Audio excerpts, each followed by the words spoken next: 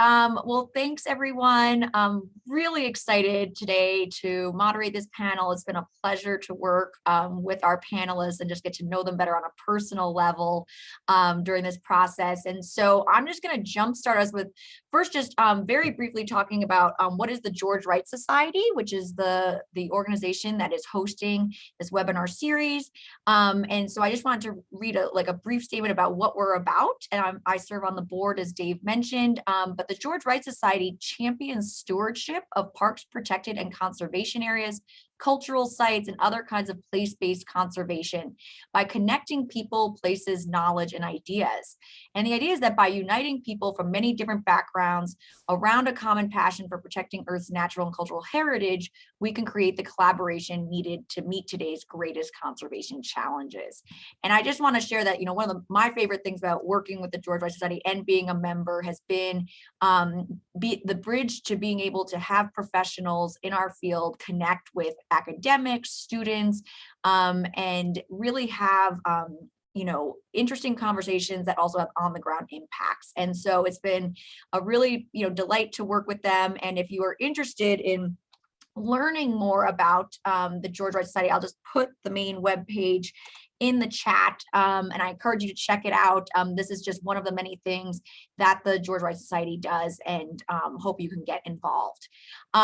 With that, today's webinar is part of a webinar series this year that the George Wright Society has put on social and ecological justice. And we had a webinar as part of a graduate student summit organized by several board members last April and May.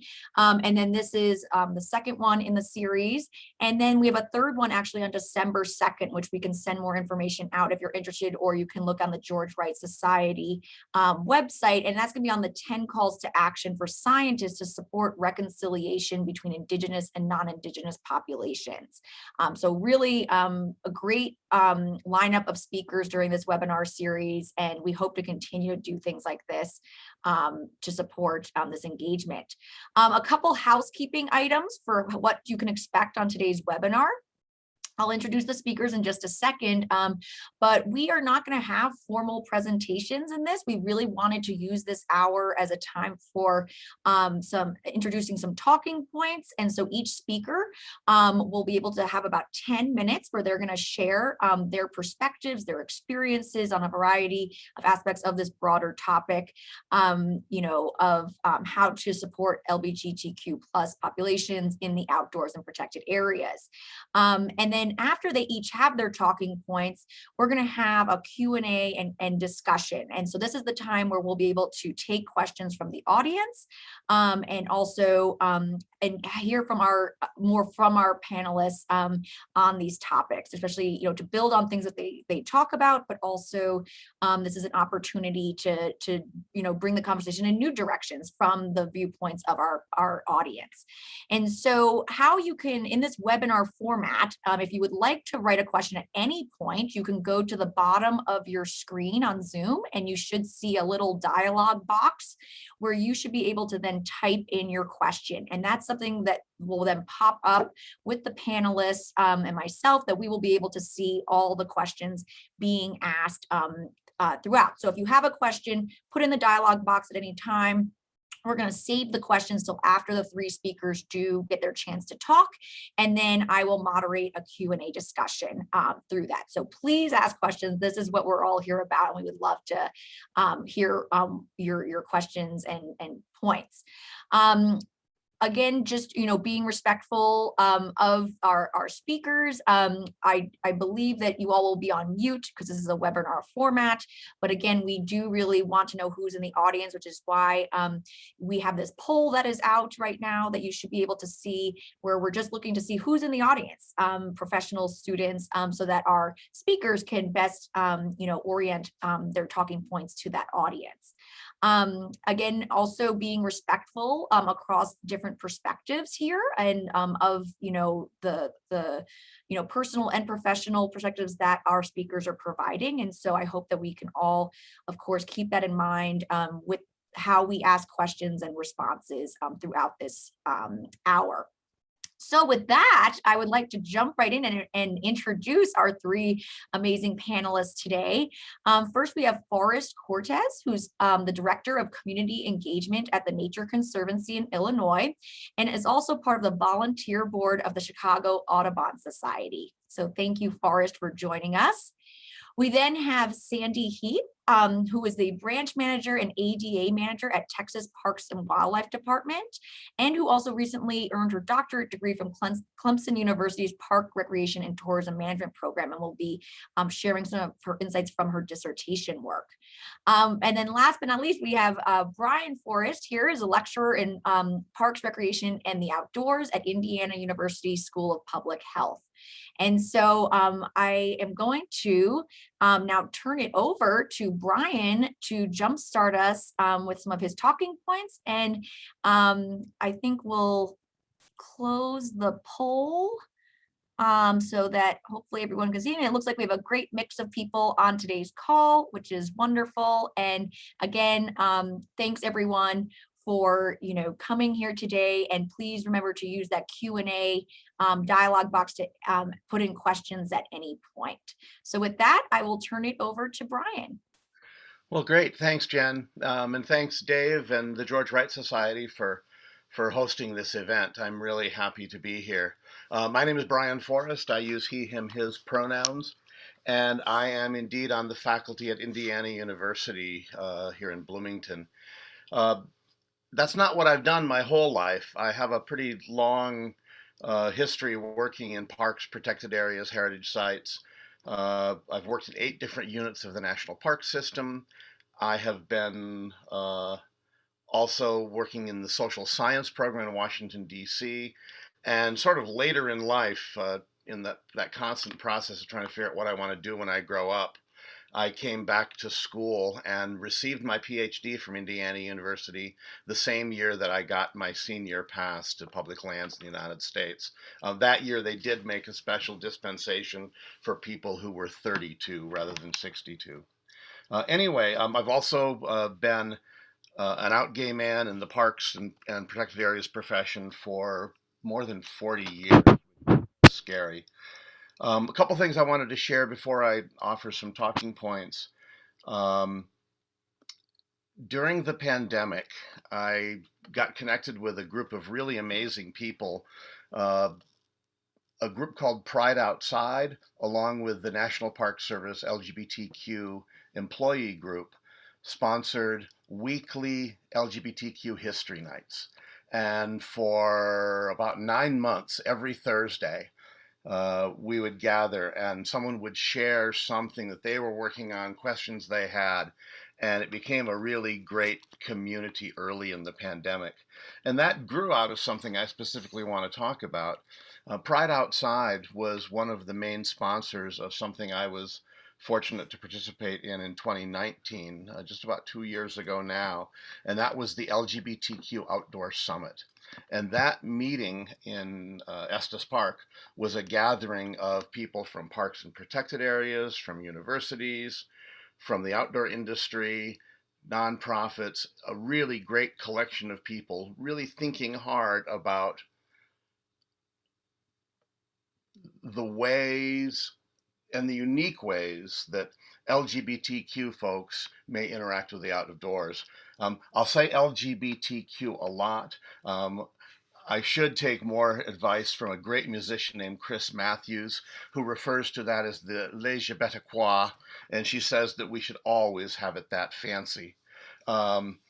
Anyway, at the Outdoor Summit, the gathering of folks were incredibly inspiring, and I facilitated a session there called Queers Outdoors: How Can Colleges and Universities Train the Next Generation of Professionals? In my role as a university faculty member, I'm always thinking about how can I best prepare students for the professions that they may be going into. And as a university faculty member, I love all of my students, but I've got to say I have a special place in my heart for those that I refer to as my little queerlings. We share something common, and it's something that they can see that we share early on.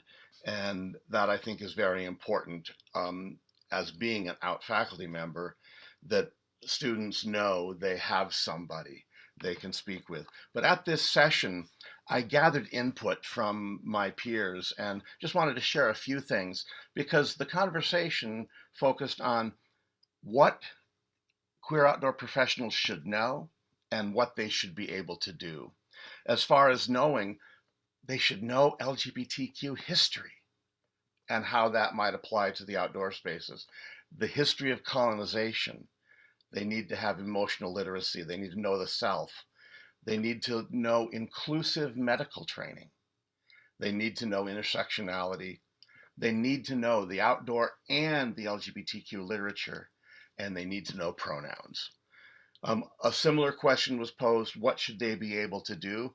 And one that I think is really critical that I'll talk about a little bit more is to connect LGBTQ experience to protected resources. They also should be able to collaborate, to facilitate brave spaces, allowing folks to talk and engage. They should be transparent. They should correct mistakes. When we misgender somebody, we make an assumption that is inappropriate. When it comes to assumptions, my default is when I meet someone, I assume they're queer until I know otherwise. That's simply because I wish the best for them. But we need to be able to correct our mistakes. We need to seek updated material and knowledge. We also need to not out others. And we need to understand and accept comfort and discomfort. So I just thought I'd throw those things out. They may elicit some conversation. The other thing I wanted to talk about, and then I'll move it on to one of our other panelists, and hopefully we'll have a good length of time for questions, answers, and conversation. My professional experience has been in environmental education and interpretation. And so I think about how we can support LGBTQ people in the outdoors, whether it's professionals or visitors, through interpretation and visitor services. And I ask myself, how do we invite queer folks to our sites? And once there, how do we make them welcome? Because in many cases, the outdoors has not been as welcoming to many different groups as it should be. And so I think we need to think carefully about how we welcome each group that we interact with. And I use we globally, not just folks with privilege like I have, being male, white, and large. And when I think about these two questions, how we can invite people and how we can make them welcome, there are two sort of arenas of scholarship that I think are really interesting. One that I'm just starting to explore, and it's queer ecologies.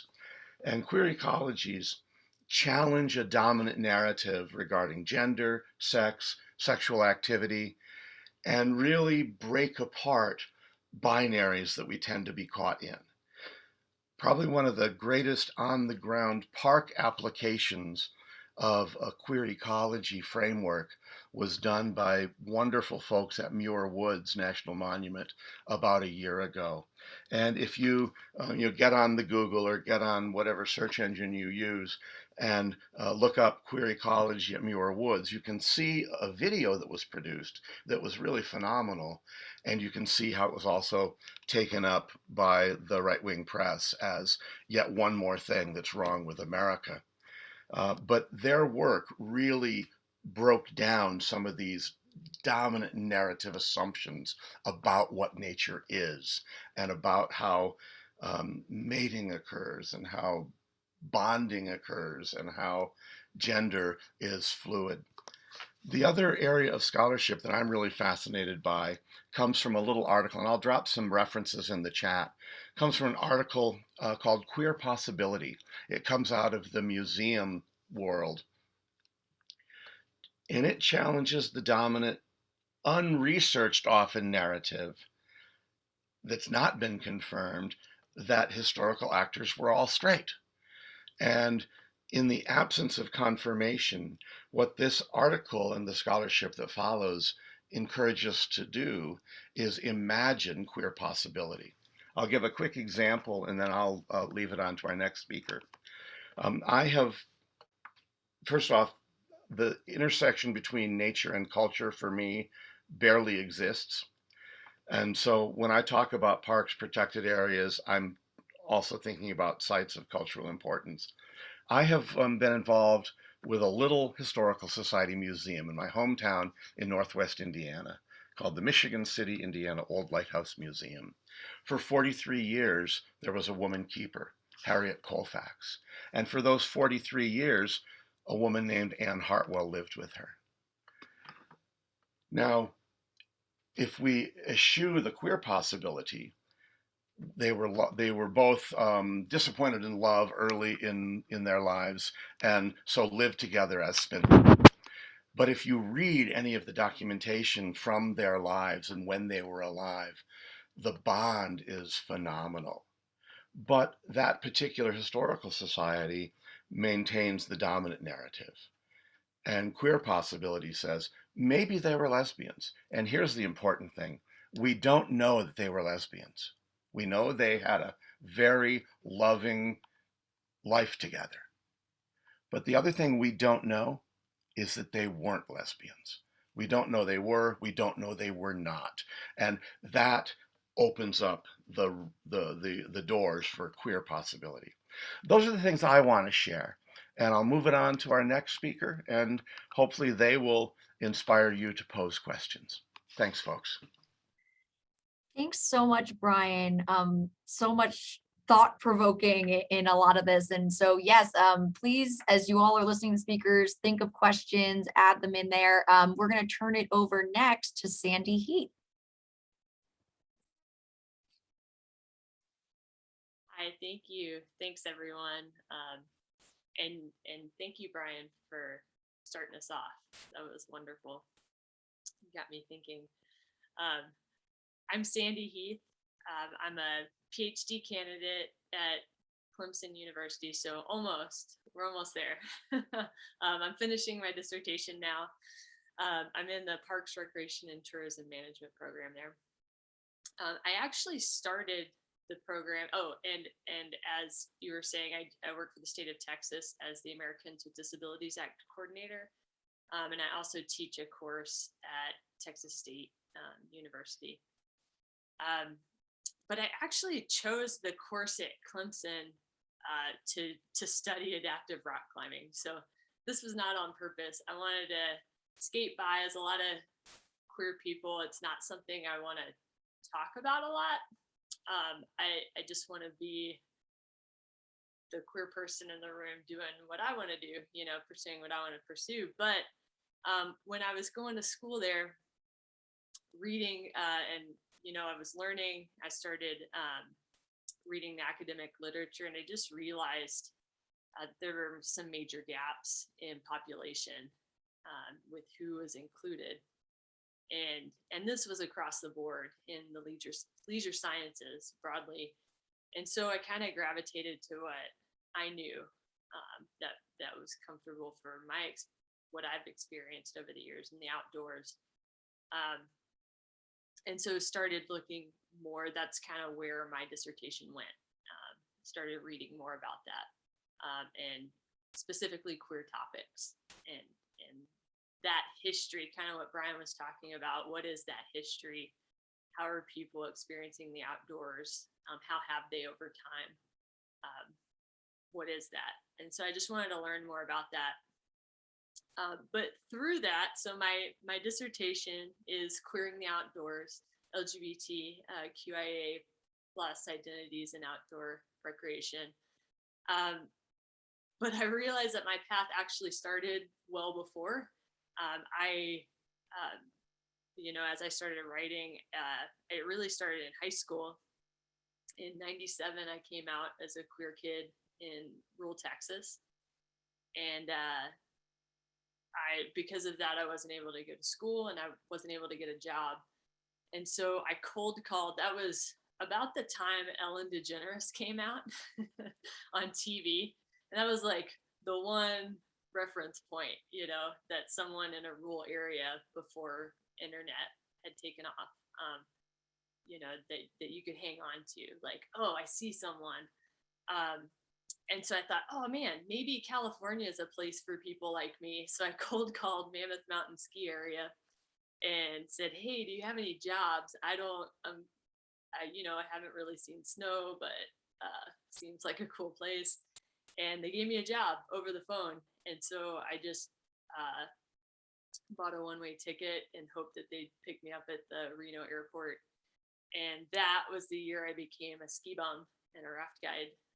And so that went on for around 10 years or so. I was an instructor in the outdoors, which was really nice. And it turned out that infrastructure of being at a ski area, where you have the ski pass and you have employee housing, it was kind of like, it was very good for someone who didn't have any job skills, any ability to make money or live or have an apartment. So that worked out well and led to my future endeavors.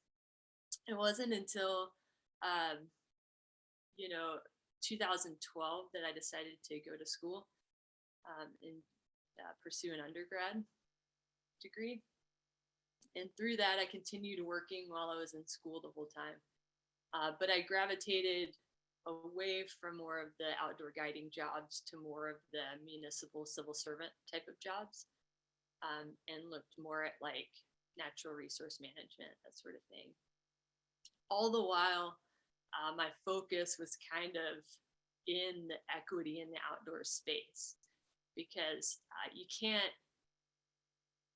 notice, like once you start noticing things, then you keep noticing things, right, over time.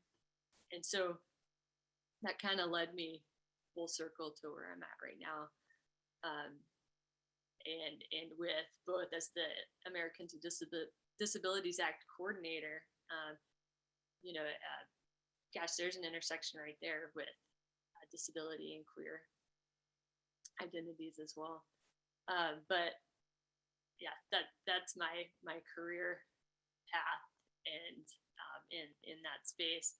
My personal time, I volunteer with queer youth in my area. I'm in Austin, Texas. And I also am part of some queer outdoor groups, climbing and running and whatnot. But I'll circle back real quickly to my dissertation project. So listening to the stories of folks and these were folks from all over North America that participated in the study, from all different backgrounds, different sectors within the outdoor profession. And there were a few things that kept coming up. And it was traveling in the outdoors, that was a thing.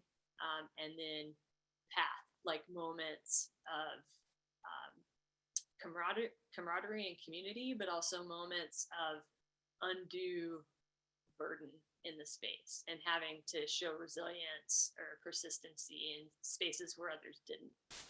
And so a few takeaways I took from that was to be an ally in this space in the outdoors, be explicitly inclusive. So let your allyship be known, because a lot of times as a queer person in the outdoors, there's so many signals. There's like road signs, there's flags, there's all these signals saying you're not invited, right? And so the more explicitly you can let your allyship be known, the better. Even if it's just out on trail, a frowny face versus a smiley face, a welcoming face, can really be a sign of safety for queer folks traveling outdoors. Broaden your network. If you don't have a whole lot of diversity in your life on a daily basis, do a personal audit of who you hang out with, who you surround yourself with, and mix it up. Find resources out there. There are tons of resources now available, like this panel. So look for those. Identify ambiguity at your organization or in your work or small group culture. So as a guide and instructor, often I was the only person in the group who was queer. And with that, small group culture often recreates people's cultures at home, right? And so in that, it was my duty always to represent queer culture. And that's a lot of strain to put on one person, right? So if those gray areas where there's a ton of ambiguity, that's where that dominant culture kind of breeds. And you have that slippery slope type of deal where you just assume everybody's falling into that, right? And that can be detrimental to queer people in that space. And then the second part of that is confronting ambiguity. Dial down your systems. That can be in the outdoors. That could also be on a bigger level at your organization, hiring, promoting, engaging staff, engaging contractors, customers, policies, going through those policies, looking at your reporting mechanisms, your harassment policies, looking at those and confronting those spaces, doing an audit, finding ambiguity, and fixing it. Thank you. Thanks so much, Sandy. I really appreciated your quote of like, once you start noticing things, you can't help but keep noticing things. And so maybe we'll come back to that later on in our dialogue, but you left us with a lot of really good points of, action items, depending on where you work, also that we should be considering, and also in our personal lives. I love the idea of this personal audit, so that's great. All right, well, I will turn it over to our last speaker, and also want to just congratulate our speakers for being right spot on with their 10-minute talking. So they're making it really easy for me as a moderator. All right, so we're going to turn it over to Forrest next, and then we'll jumpstart the Q&A. Thanks, Jen, and thank you everyone for spending time with us today. It's great to have an opportunity to talk a little bit about this. I think a thread that's coming through from things I've heard from Brian and Sandy is about the need to broaden the narrative behind conservation, behind the environmental movement. And I kind of want to even put some stronger language behind that and say correct the narrative, right? Because there has been a false narrative that's been crafted that, LGBTQIA people have not been a part of the outdoors. And one other thing I think I'll leave folks with in my 10 minutes, and I will be on time, was that, that being in outdoor space is an act of stewardship. And I think with a lot of folks here who are in the profession, who are in the industry, I would like to send you home with that takeaway, if nothing else, from what I'm going to share, because I think that sometimes we have these expectations and these ideas around the forms that stewardship takes, and they have to fit a certain narrative, and they have to fit a certain number of plants in the ground or number of acres of trail built or things like that. You don't measure trails in acres, number of miles of trails built. But I think that especially with our communities, simply being present in the space with all of the things that we've heard today and being able to convene and find community in the space, that's an act of stewardship. And so I would encourage us to think about the ways that we're fostering, allowing other people to be themselves and to be outdoors in nature, whatever that means. It might be the park, it might be the street in front of their house, it might be a prairie or a woodland, but that act of being outdoors is an act of stewardship. So I think we come from groups throughout history who are used to being told to be quiet and hide and stay behind the scenes. And so when we're talking about creating space for LGBTQIA people in the outdoors, it's really important for us to be seen and to be heard, because throughout history, we've been fighting those narratives. We've been out, we've been proud, we've been loud, often colorful. But for us to do that in the outdoors requires giving something from those who have been a part of the mainstream conservation movement, right? It requires stepping back. It requires creating the space and then respecting the space that LGBTQIA people are saying that they need outdoors, right? It may be an affinity space. It may be some ideas that haven't been brought forth before, but it's not just there's enough space to go around kind of thing. There's a lot of space to go around, but we need something from our allies. We need something from the dominant conservation movement. And that is that is stepping back and allowing us to have the space that we need to express ourselves and to move our movements forward. So I want to share a little bit about my story, and I think I tell this a little differently every time, but the main gist of it, in short, is that I grew up in Chicago my whole childhood, right? I'm a longtime Chicagoan. Don't ask me what team I root for because I don't care. I love them all, or I don't love them all, however you want to choose to spin that. But I grew up playing outside, right? Like I grew up, we chased lightning bugs, we, ran around the neighborhood, we played Ghost in the Graveyard, we commandeered the alleys, blocking them off with garbage cans to play basketball, so that we could have extra space to play where we wouldn't get squeezed out by cars and things like that. And I grew up going to the parks.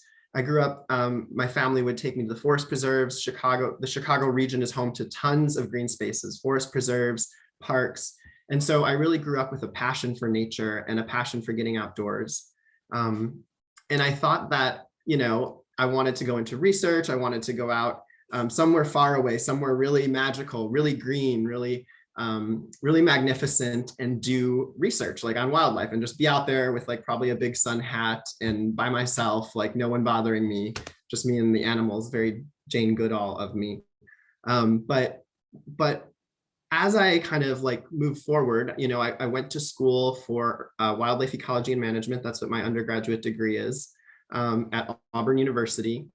And throughout some internships that I had in my own personal experience through my learning journey, I realized that the people side of the work is where my heart was, right? I loved conservation, I loved nature, but working with people in the outdoors was a unique place in my heart that I was really passionate about.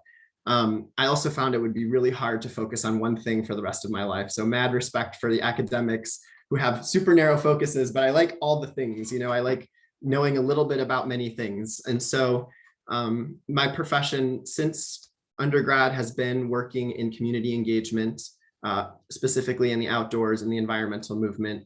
My day job is with the Nature Conservancy in Illinois, where we support people in connecting them to nature for the health and benefit of both, right, in our city, in Chicago and Cook County. And then on the side, I volunteer with Chicago Audubon Society. And I'm on the board of Chicago Audubon and have been really lucky to have the support of the board in creating an LGBTQIA affinity space outdoors. And what that means is we're bringing people together for nature outings across the city to experience all that Chicago has to offer, to get out and to be ourselves and to connect with one another. But backing it up a little bit, I came out in high school and I came out in Chicago, and it was as good as, I think everyone's coming out is very challenging no matter what your circumstances, but I had an incredible amount of support from friends and from folks at school, from instructors. And then right after coming out, it was time to go to college. And I was looking for an adventure. I wanted to go far away, much to my parents' dismay. I didn't want to stay in the Chicago area. I was fortunate to be able to go to Auburn University for undergrad. And it was a really different experience for me on a lot of levels. The forestry and wildlife department that I was in was fairly devoid at the time of people of color, of openly LGBTQIA people. But what I did find at the university was an incredible queer community through the Auburn Gay Straight Alliance that was sponsored by a faculty member, that was sponsored by older students who had been there for a while, grad students. And that really brought us all together in a place where many people didn't look like us or have similar shared experiences to many of the experiences that our communities had. And that space was really important for me. Coming out is not a thing that just happens in like 1 minute and then it's done. It's kind of like an ongoing thing, right? There's things that trail and things that continue into your life as a result of, changing people's perceptions of who you are and really owning who you are as an individual. And so I was still coming to terms with a lot of that and still, experiencing a lot of what it means to have just come out and to be reckoning with that and being a part of a new community. And the Gay Straight Alliance was an amazing place for me. It was my first time being connected to a community where drag was like front and center. And now I'm proud to say that like Auburn has a pride parade and there's like at least one gay bar in Auburn now, which was not a thing when I was there. But I think that community was really important for my well-being and also for me being able to stick with my passion for the outdoors, because I wasn't finding that community in my degree track. and I wasn't seeing instructors who looked like me. There wasn't a Brian Forrest at my university, right, that I could look at and say, hey, look, there's someone that looks like me, that has had a similar experience to me with this lived experience. There weren't even that many faculty of color, right? And so when we were hearing the narrative of conservation history and the North America model of conservation, that didn't start with Indigenous practices. That didn't start with people of color. There was often no LGBTQIA people or people of color mentioned in those narratives. And so it was really hard to see myself in that movement. But graduating, I was fortunate to get a degree, finish my degree, and then be able to move back to Chicago, where there's, despite not having maybe the mountains that the West has or the coasts that other parts of the country have, we have an incredible wealth of habitat here in Chicago. Like the Chicago region is one of the most biodiverse areas in the Midwest, and it's one of 2 most biodiverse spots in Illinois. And so here is a unique opportunity to connect people with different types of nature that you can't find anywhere else in the state. So through kind of fast forwarding again back to the present, about 3 years ago, I received the support from the Chicago Audubon Society board and staff to create Out in Nature, which is an affinity space for LGBTQIA people in the outdoors. And what that means, in short, is it's only for LGBTQIA people in the outdoors, right? So it was kind of a new thing at the time. I had been fortunate to be a part of a number of affinity groups that inspired me to this. The Environmentalists of Color Network in Chicago, the Queers in the Woods Facebook group. It's a national group. If you're a queer person on this panel in the audience, look them up on Facebook. It's a great way to connect with other people who love nature anywhere in the country. Maybe we can drop that in the chat for you as well. But I was kind of drawing on those experiences of having had really positive and really welcoming experiences connecting with other people with shared experiences. And so we created this Out in Nature group. And there was a lot of questions at first. It's like, well, aren't other people going to feel excluded? And, shouldn't outdoor events be for everyone? And our events are already welcoming. But to some of the points that were made earlier, we need these explicit spaces. We need these spaces where our community can be front and center, where our needs can be front and center, and where we can explore the diversity in our communities. Because when you hear, I'm not going to get the French pronunciation that Brian had, but the LGBTQIA, however you said it, communities, it's about communities. It's not one community, right? So I think that's something that affinity spaces and being in a space that is specifically for us allows us to dive into those intersections in our identities that exist, just like they exist everywhere else in the world, right? There are many different experiences. Age diversity in our group means that people can tell stories about different points in history. Geographic diversity from our region means that people are coming from different spaces, have different favorite outdoor spots to share. And racial diversity means that people have had different lived experiences, and we can learn how to show up for one another based on those intersecting identities in a way that doesn't come to the forefront when the event is for everybody, when the event is created for everybody. So these affinity spaces are really important for us for healing, building community, but also because it allows us to dive into our own communities and find out how to better share ourselves, and also show up for each other as allies within these different communities, because they are truly different communities. Many different communities come together. So yeah, our group is amazing. We meet monthly, and sometimes more than that. We do kayaking, rock climbing, hiking, bird watching, stewardship, planting days, trail days, but all of it, back to my kind of one succinct point as I'm getting close to time, is that we are creating a model of stewardship where just being outdoors and being ourselves is welcome, is important, and is valid, right? Like, so we're getting together, and even if it's a rock climbing day along the lakefront, even if it's a picnic, that act of being outdoors in our green spaces and being visible in our green spaces and showing up for each other is a model of stewardship and is a form of stewardship, whether or not we're doing any hard volunteer work that day. So these spaces are really important. It's been great to have the support of my colleagues in creating these spaces, in supporting and protecting these spaces. And yeah, I think that with that, I'll probably turn it back over so we can get to some of the questions. Thank you. Thanks so much, Forrest. again, so many great points there. And also just to let everyone know in the chat, it looks like our panelists are circulating some resources, some groups. And so please take advantage of those as well. I really liked also how you framed coming out as not a singular event that then just happens overnight. It's this ongoing, part of who you are and how you're navigating that, which I think is great. And then, really this point of also how do we create these affinity spaces and the importance of that. And so with that, I think we have some questions. So first, thank you to all of our wonderful speakers, and let's turn it over to some questions. So there is one question in the chat that was about how do we, when we try to identify spaces of ambiguity in your organization, what are some suggestions on places to start or resources to help guide the process? And Sandy put a response, which I think everyone can see in the chat there, but maybe Sandy, if you wanted to just briefly share a little bit of some of your thoughts on that. You bet. So if you don't know what you don't know, then reach out to consultants. There are a ton of great consultants out there that can help you out.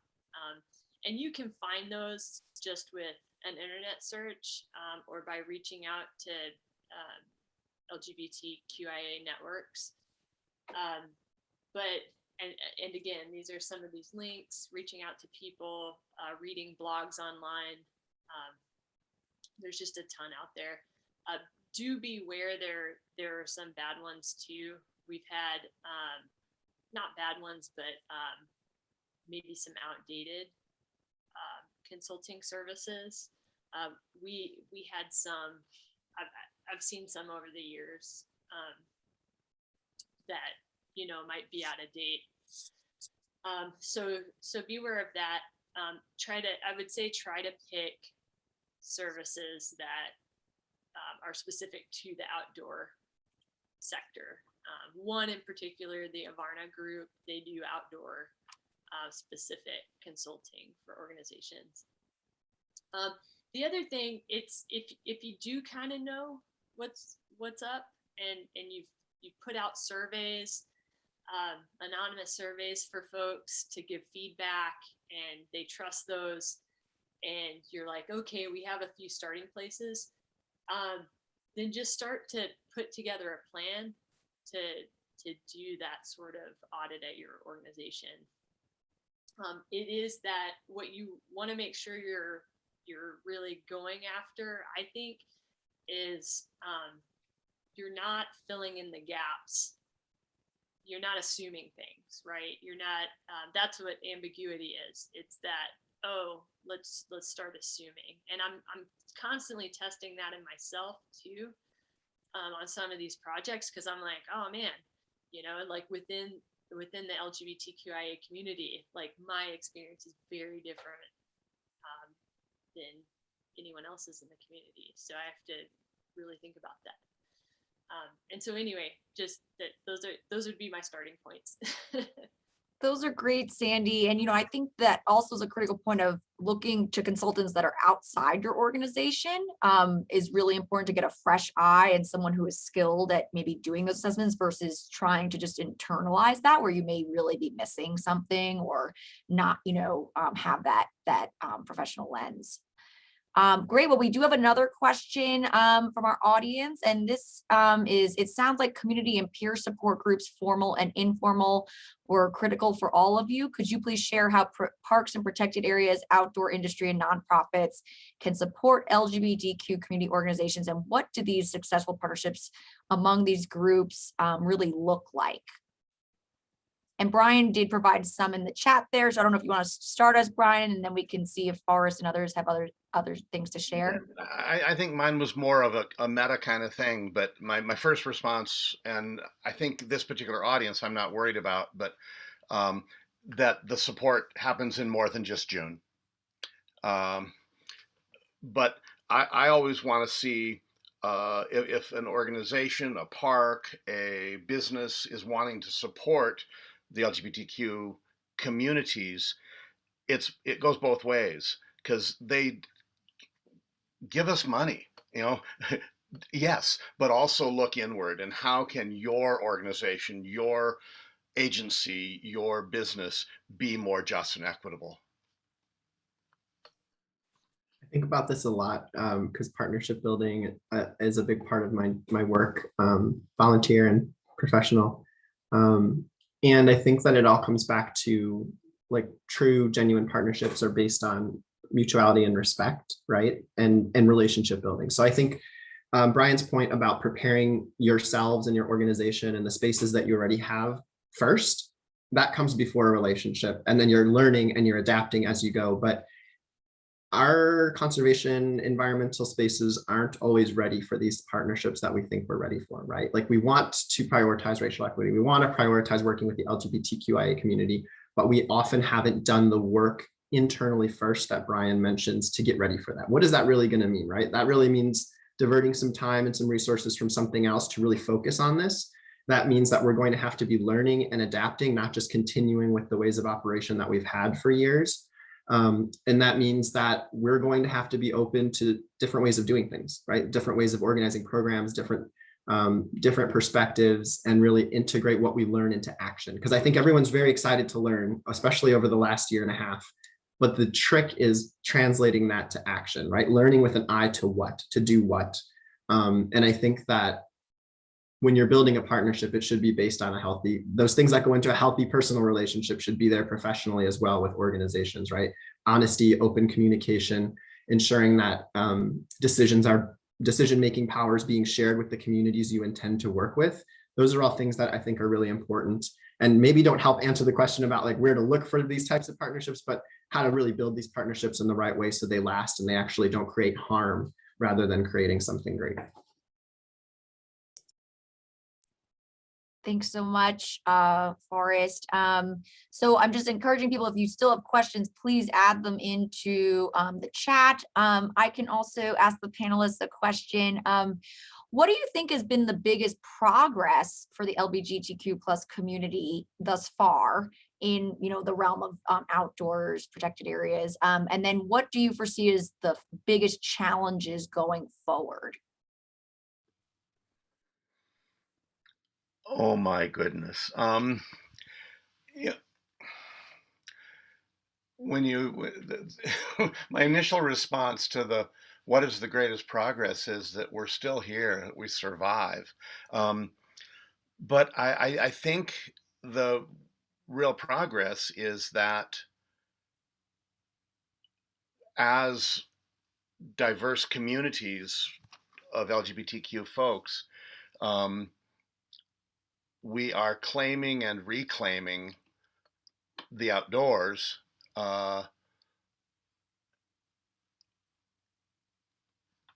challenging metronormativity, and this is no critique to my urban friend Forrest, but not all of us are urban, but the general narrative is that queer people go to the cities, and some of us run from the cities, and so creating that we have an effective presence in lots of different places, and frankly, we've got some institutional support.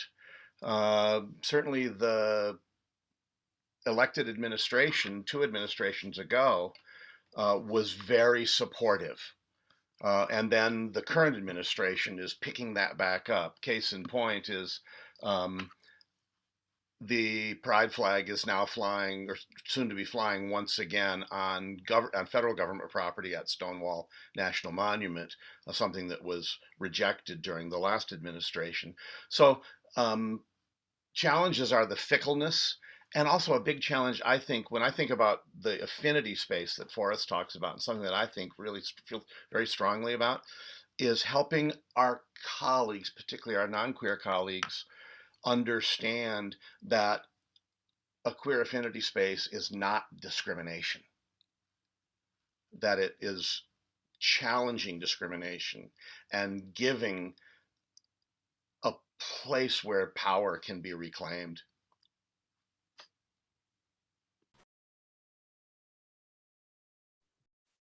That was great.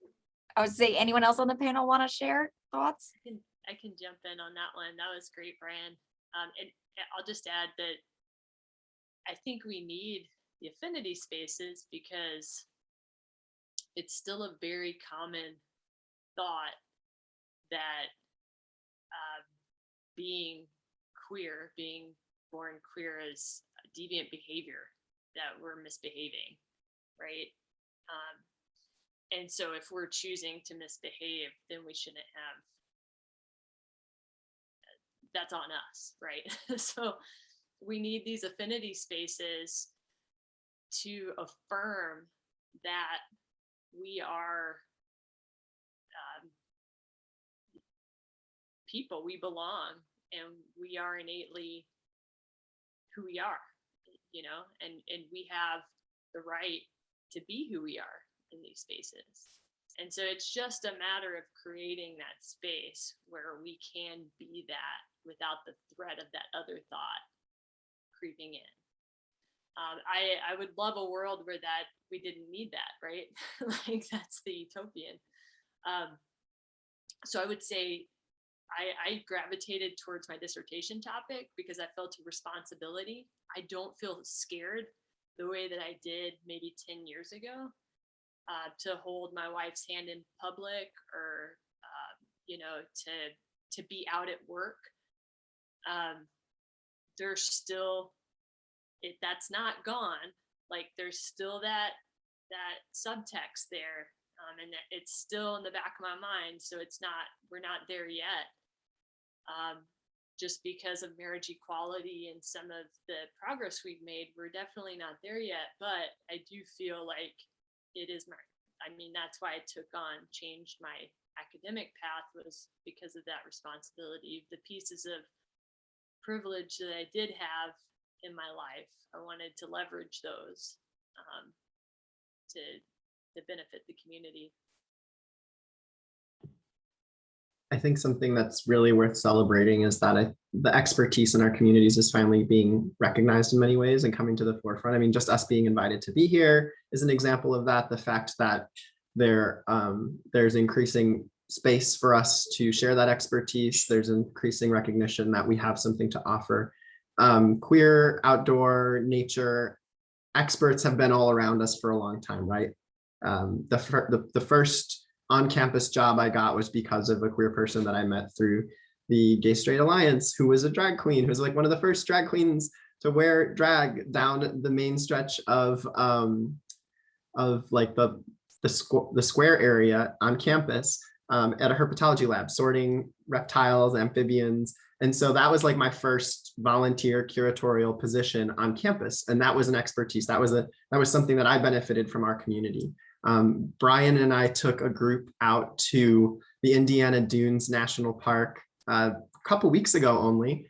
And we had, so like, it wasn't Brian and I leading the walk, I'll say that. Like Brian and I coordinated the walk. Brian had a ton of expertise to share. I had some expertise to share, but everyone else had something to share too. And there were stories, personal stories, there was knowledge about plants, experiences in the outdoors. And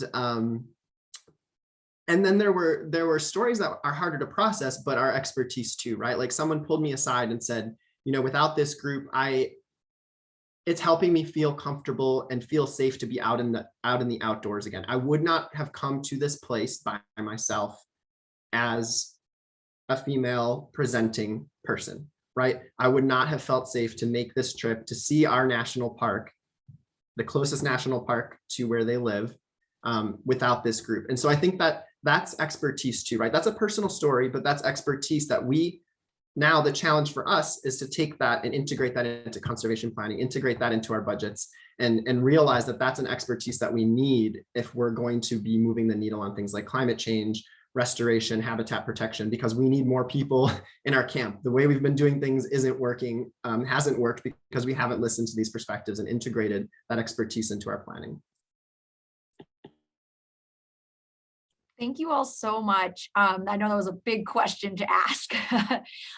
So I guess last question I have for the panel, and then we'll wrap up, is can you each discuss how you navigate the intersectionality of your LGBTQ+ identity along with your other identities in your life? Because I think that may be something that a lot of the people maybe who are part of this, webinar may also be navigating themselves.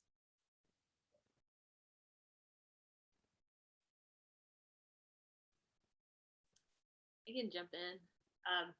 I think often I've heard intersectionality confused with an actual intersection, like two points meeting each other. So just to lay the groundwork so that we have the same definition. It's really power and privilege dynamics, right? And the whole term came in a lawsuit against General Motors. African American women sued. General Motors didn't give them employment because they had clerical jobs for white women, and they had labor jobs for African American men. So they didn't feel like they had to hire African American women, and so they were rendered invisible by the law, these women. And when they went to sue, they had to pick one. Are you suing based on race, or are you suing based on gender? They couldn't. The law didn't recognize that they were both, and so that's how that kind of came to be. It's that gap there. And so for every person, I think it's an inner working. Like, there's so many. We are a river of diversity, our backgrounds, and we're changing. Like, my power and privilege was different when I was a teenager, a queer teenager in rural Texas who couldn't get a job and wasn't educated, and was looking for a place to live, is very different than where I am today, right? And so points of my identity, again, back to that person that I was, the younger person. I had dyslexia, still have that, but I negotiate it in a way that it's not really, it's not a point of it's in a different place in my intersectionality today, and then my queerness, like within the just the LGBT framework. I'm queer identifying as gender, but my sexuality, it is kind of a blend there, that those kind of intersect, my sexuality and gender. And, so to those points, I'd say I have experienced different, it's evolved over time in the outdoors. My being more female presenting when I was younger, I think I did that to assimilate. I noticed in the outdoors that, and I just saw an article reference this morning where I was really into climbing and I wanted to learn how to climb. The only folks that I could get into the sport with were guys who might be sexually attracted to me, right? And I just couldn't, I wasn't that girl that could do, like, I wasn't presenting feminine enough to be able to do that, to learn the sport, and I think we all try to, times have changed a little bit today, but that's part of that, how that identity presents in the outdoors. Also being in other situations, being really aggressive outdoors and wanting to roll a kayak and being really butch, that's a different take on the same coin. So I think that's a hard one. Identity is a hard one to put out there, and it's so personal. So not to ramble on too much, but I'd say that to pinpoint any one moment of how intersectionality really impacts my experience, I would say just it changes over time, and it will continue to change over time. And it's just having an awareness of that, and having an awareness of where I fall into the gaps, and where others fall in the gaps in relationship to me, and where my privileges intersect too. I think that's because really it's that matrix, that praxis of power relationships in society. So as society changes, our context within society is going to change too. So always monitoring that. Yeah, your last point there, Sandy, is what I was going to say. Is it's this constant balance. I don't know if it's balancing, but assessment of privilege, power, and other status. Status as an other. I'm a firm believer that being othered has made me a better person. That's why I assume people are queer, because I want the best for them. Is that it has helped me to listen to people who have been othered for different reasons, and constantly just thinking about that, and then thinking about my own privilege, particularly as a large white male person. How can I leverage that privilege to lift others up who are othered? And it's that constant balancing act. Thanks so much. I know we're at time. I know I personally would love to just stay on and continue the conversation. I want to give our speakers a huge round of applause. I wish you could be there in person, but thank you all so much. This was really just your genuine sentiments and sharing was super meaningful. And you'll see in the chat that some of our speakers are going to put their contact info in there. And then we'll also, I wanted to share that the Park Stewardship Forum, which is another outlet with the George Wright Society in written form. If this is a topic that is interest to you, there's different ways that you can share through writing, creative writing, academic writing, through this journal. And so we were brainstorming the idea of a special issue that could go out in this journal, the Park Stewardship Forum. So if you have any interest in that, please feel free to contact me or any of the speakers. Thank you again for joining us today. And hopefully you all can join if you want to continue the webinar series on December 2nd.